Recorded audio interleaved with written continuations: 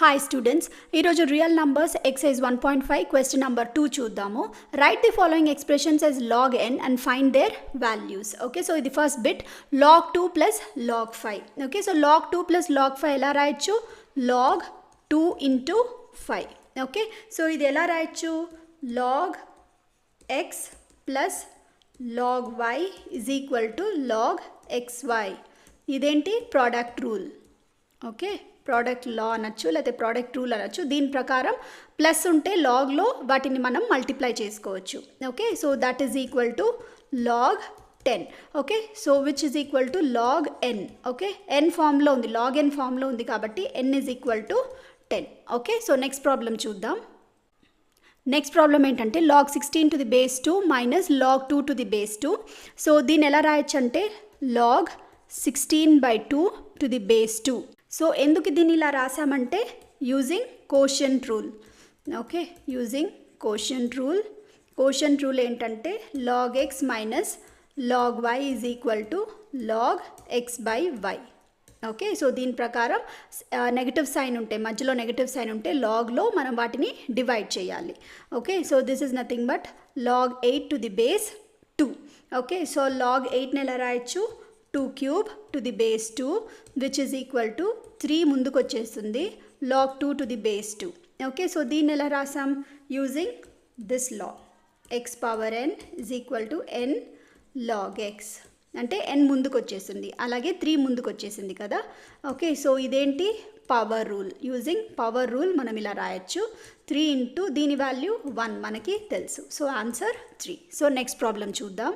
So next problem ఏంటంటే 3 log 4 to the base 64. Okay, so దీన్ని ఎలా రాయొచ్చు? log 4 cube to the base 64. Okay, so దీన్ని ఎందుకు ఇలా రాసామంటే n log x is equal to log x power n ప్రకారం మనం ఇలా రాసాం. ఓకే, సో ఇదేంటి? Power rule.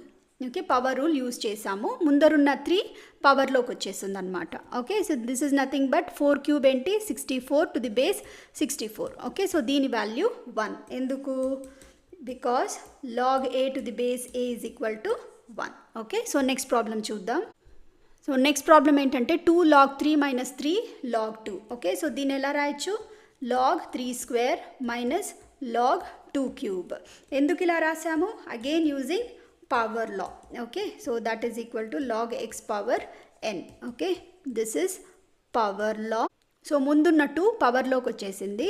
So that is 3 square is log 9 minus log 8. Okay, so దీన్ని ఎలా రాయొచ్చు? log 9/8. ఇది ఎందుకు ఇలా రాసాం? Using quotient rule. Okay, using quotient rule. Quotient rule ప్రకారం log x minus log y is equal to log x by y. Okay, so ఇవన్నీ మీరు మెన్షన్ చేయాలి ఎగ్జామ్లో, అప్పుడే మీకు స్టెప్ మార్క్స్ వస్తాయి.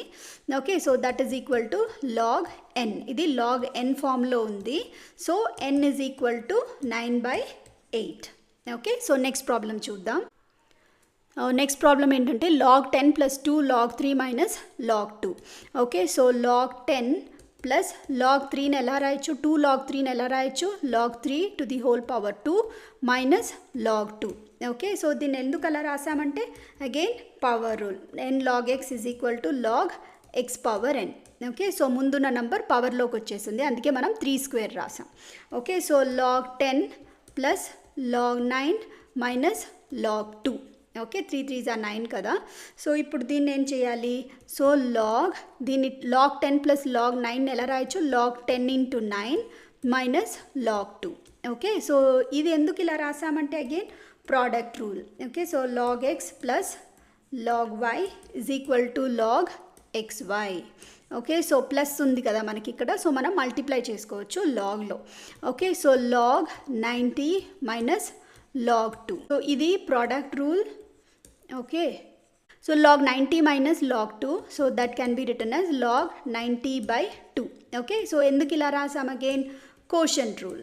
ఓకే, కోషంట్ రూల్ ప్రకారం log of x minus log y is equal to log x by y. Okay, so that is equal to log 90/2 is 45. ఇది log n ఫామ్లో ఉంది, log n ఫామ్లో. So n is equal to 45. Okay, so 45 is the answer. Okay, so video నచ్చితే like చేయండి, subscribe చేసుకోండి. Thank you so much.